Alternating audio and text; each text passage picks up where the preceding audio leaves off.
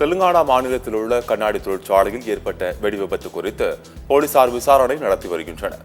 தெலுங்கானா மாநிலம் ரங்காரெட்டி மாவட்டத்தில் உள்ள ஷாட்நகர் பகுதியில் கண்ணாடி தயாரிக்கும் தொழிற்சாலை செயல்பட்டு வருகின்றது. அங்கு தொழிலாளர்கள் கண்ணாடி தயாரிக்கும் பணியில் ஈடுபட்டிருந்தனர். அப்போது எதிர்பாராத வகையில் தொழிற்சாலையில் பயங்கர வெடி விபத்து ஏற்பட்டது. இந்த விபத்தில் தொழிலாளர்கள் 5 பேர் சம்பவ இடத்திலேயே உயிரிழந்தனர்.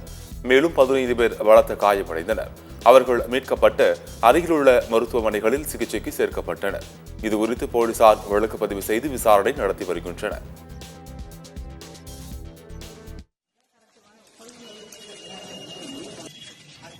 ఆడేడు